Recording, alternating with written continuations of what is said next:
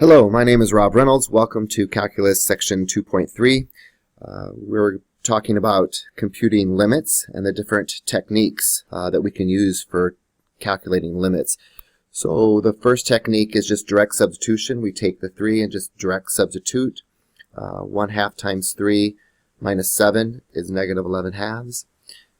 Direct substitution for this one works well too, and you get the limit of 6 as x approaches 2. Here are a bunch of laws for limits.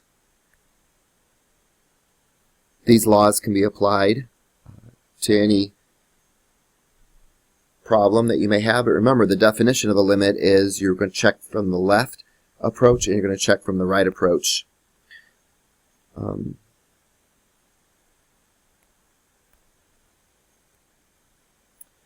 We could have some more direct substitution.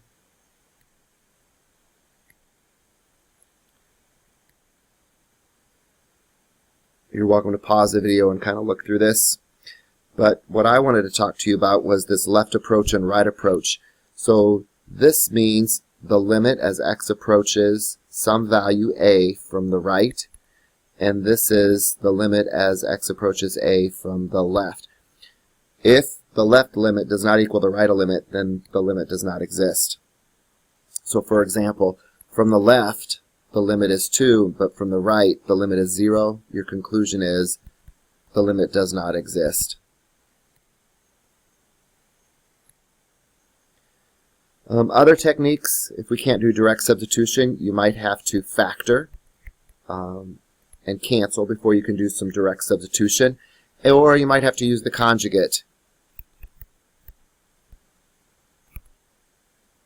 to simplify.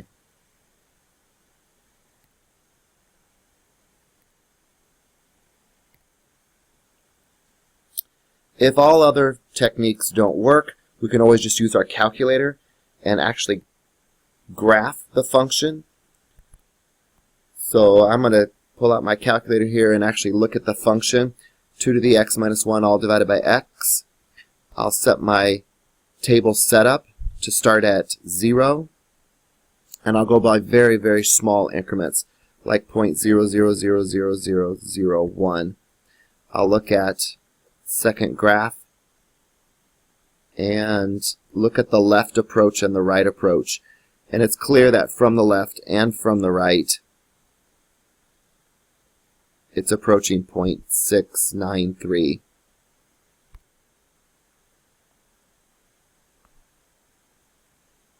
I want to talk to you a little bit about the squeeze theorem. This is another technique for finding the limit. Its squeeze theorem says if we have a function here in green that we don't know the limit of, we could possibly squeeze it between a red function and a blue function, and if the red function approaches the limit L and the blue function approaches the same limit L, so here's maybe at 5 it's approaching the limit of 4, then we could say the green, which is squeezed between the two, also has a limit of 4. Here's an example. Let's suppose that we did not know the limit as x approaches 0 of sine x. So we squeeze sine x in between the absolute value of x positively and negatively. So the positive absolute value of x looks like this. The negative absolute value of x looks like purple, and we know that the sine function looks something like this, and you can see it's squeezed between. So notice that the limit of the absolute value of x as x approaches 0 is 0, and the limit of negative absolute value of x as x approaches 0 is also 0, and the sine function squeezed between, therefore this is also going to equal 0. Perhaps you remember that the cosine function looks like high, low, high, but we're dealing with a negative cosine.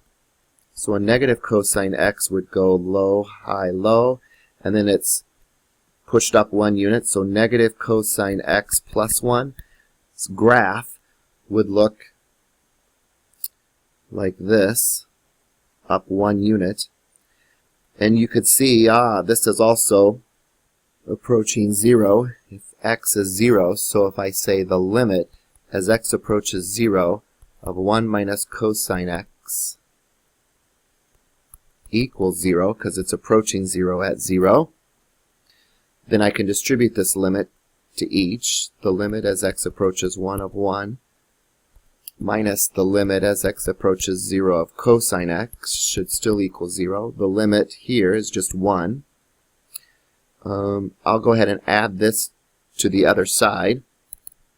So bringing this on the other side makes this a positive limit as x approaches 0 of cosine x, which is what we were trying to prove. Graphically, you can see the squeeze theorem works. Another example is we always know that the squeeze theorem can be applied for sine and cosine because the sine function and cosine function are always squeezed between -1 and 1.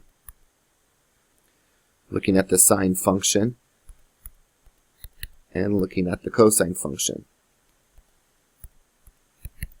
So the squeeze theorem works good for these two functions.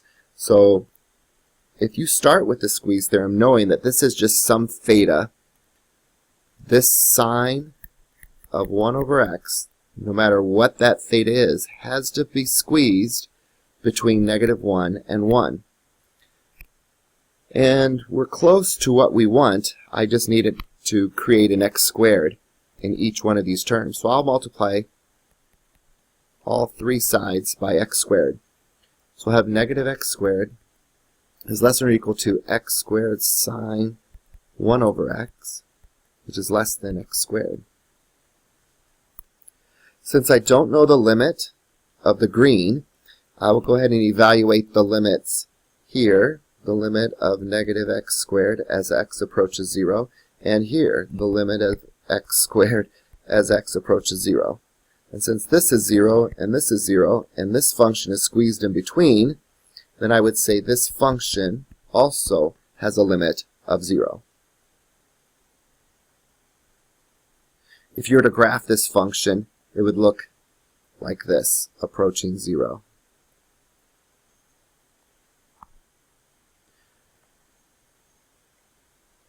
Another type of evaluation of limits is absolute values.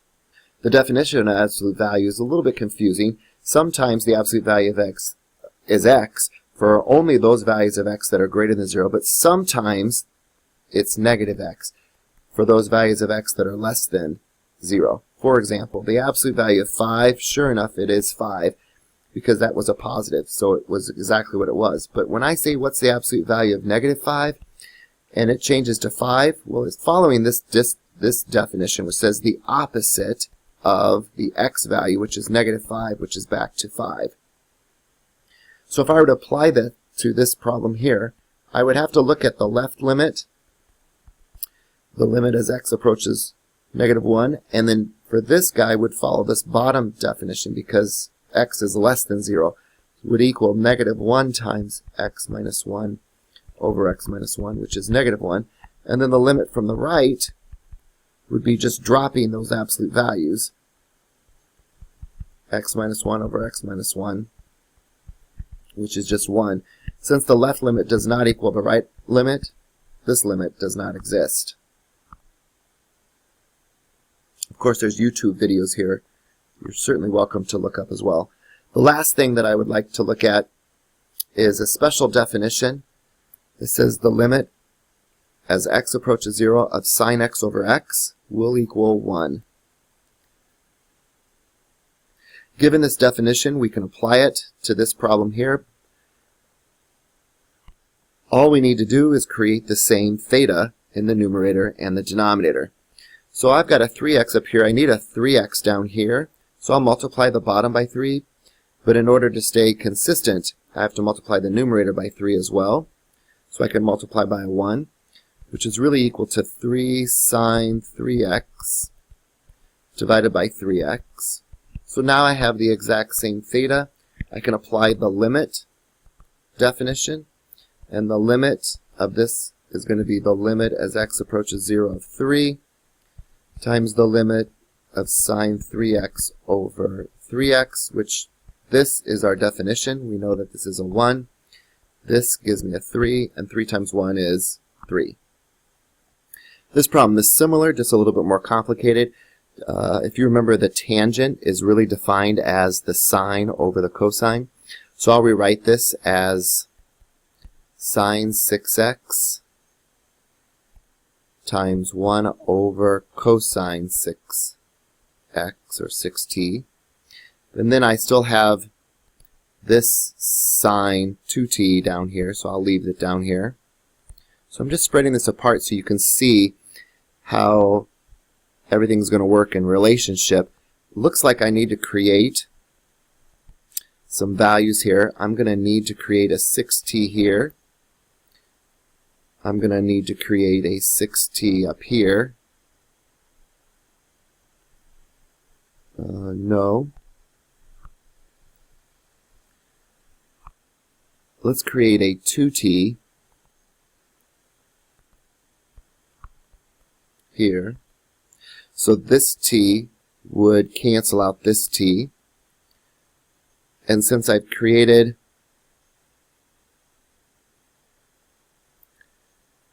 a 6 on the bottom and a 2 up top, I think I need to multiply this by 6 over 2. I don't think I need to do anything with this guy because the limit as t approaches 0 of 1 over cosine 6t, cosine of 0 is 1. So I think I can evaluate this limit. This limit by definition is a 1. So I just evaluate 1 times, and then this limit is also a 1. So I think the answer is going to be 1. Oh, but I had a 6 times 2 out there, so 1 times 3.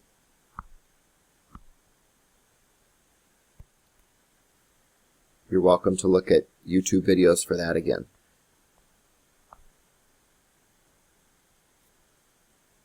Alright, I'll end it here. I hope you found this video helpful for section 2.3. If you have any questions, feel free to email me.